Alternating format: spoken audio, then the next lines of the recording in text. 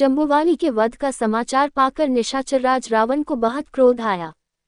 उसने 7 मंत्रिपुत्रों को और 5 बड़े बड़े नायकों को बुलाकर आज्ञा दी कि उस दुष्ट वानर को जीवित या मृत मेरे सम्मुख उपस्थित करो। राक्षसराज की आज्ञा पाते ही 7 मंत्रिपुत्र और 5 नायक नाना प्रकार के शस्त्रास्त्रों से सुसज्जित असंख्य राक्षस सुभटों की एक विशाल सेना लेकर हो अशोकवाटिका की ओर चल पड़े। इस शत्रु सेना को आते देख पवनपुत्र हनुमान ने किटकिटाकर बड़ी भयंकर गर्जना की। इस घनघोर गर्जन को सुनते ही अनेक सैनिक तो भय से ही मूर्छित हो पृथ्वी पर गिर पड़े। अनेक के कानों के पर्दे फट गए। कुछ ने हनुमान का भयंकर रूप और मृत राक्षस वीरों से पटी भूमि को देखा तो उनका साहस छूट गया और वे मैदान से भाग खड़े हुए। अपनी सेना को इस प्रकार पलायन करते देख मंत्रिपुत्रों ने हनुमान पर बाणों की बौछार आरंभ कर दी। बाणों के आघात से बचने के लिए हनुमान आकाश में उड़ने और शत्रुओं को भ्रमित करने लगे। आकाश में उड़ते वानरवीर पर राक्षस सेनानायक ठीक से लक्ष्य नहीं साध पा रहे थे। इसके पश्चात वे भयंकर गर्जना करते हुए राक्षस दल पर वज्र की भांति टूट पड़े। कुछ को उन्होंने वृक्षों से मार मार कर धराशायी किया और कुछ को लात घूंसों, तीक्ष्ण नखों तथा दांतों से क्षत विक्षत कर डाला। इस प्रकार उन्होंने जब 7 मंत्रिपुत्रों को यमलोक पहुंचा दिया तो विरूपाक्ष, यूपाक्ष, दुर्धर्ष, प्रघर्ष और भास्कर नामक 5 नायक तीक्ष्ण बाणों से हनुमान पर आक्रमण करने लगे। जब दुर्धर्ष ने एक साथ 5 विषैले बाण छोड़कर उनके मस्तक को घायल कर दिया तो वे भयंकर गर्जना करते हुए आकाश में उड़े। दुर्धर्ष भी उनका अनुसरण करता हुआ आकाश में उड़ा और वहीं से उन पर बाणों की वर्षा करने लगा। ये देखकर दांत किटकिटाते हुए पवनपुत्र दुर्धर्ष के ऊपर कूद पड़े। इस अप्रत्याशित आघात को न सह पाने के कारण वह तीव्र वेग से पृथ्वी पर गिरा, उसका सिर फट गया और वह मर गया। दुर्धर्ष को इस प्रकार मारकर हनुमान ने एक साखू का वृक्ष उखाड़कर ऐसी भयंकर मारकाट मचाई कि वे चारों नायक भी अपनी सेनाओं सहित धराशायी हो गए।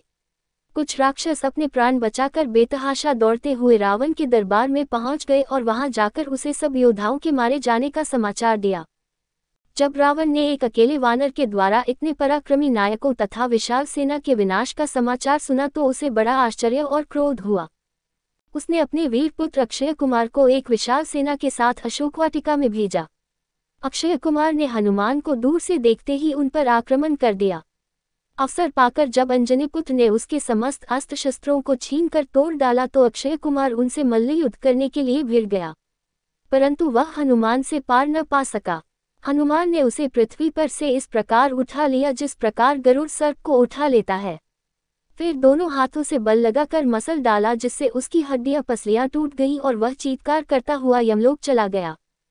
जब रावण ने अपने प्यारे पुत्र अक्षय कुमार की मृत्यु का समाचार सुना तो उसे बहुत दुख हुआ। उसके क्रोध का अंत न रहा। उसने अत्यंत कुपित होकर अपने परमपराक्रमी पुत्र मेघनाद को बुलाकर कहा, हे मेघनाद, तुमने घोर तपस्या करके ब्रह्मा से जो अमोघ अस्त्र प्राप्त किए हैं उनके उपयोग का समय आ गया है। जाकर उस वानर को मृत्यु दंड दो जिसने तुम्हारे वीर भाई और बहुत से राक्षस योद्धाओं का वध किया है। पिता की आज्ञा पाकर परम पराक्रमी मेघनाद भयंकर गर्जना करता हुआ हनुमान से युद्ध करने के लिए चला। जब तोरण द्वार पर बैठे हुए हनुमान ने रथ पर सवार होकर मेघनाद को अपनी ओर आते देखा तो उन्होंने भयंकर गर्जना से उसका स्वागत किया। इससे चिढ़कर मेघनाद ने स्वर्णपंखयुक्त तथा वज्र के सदृश वेग वाले बाणों की उन पर वर्षा कर दी। इस बाण वर्षा से बचने के लिए हनुमान पुनः आकाश में उड़ गए और पैतरे बदल बदलकर उसके लक्ष्य को व्यर्थ करने लगे। जब मेघनाद के सारे अमोघ अस्त्र लक्ष्य भ्रष्ट होकर व्यर्थ जाने लगे तो वह भारी चिंता में पड़ गया। फिर कुछ सोचकर उसने विपक्षी को बांधने वाला ब्रह्मास्त्र छोड़ा और उससे हनुमान को बांध लिया। फिर उन्हें घसीटता हुआ रावण के दरबार में पहुंचा।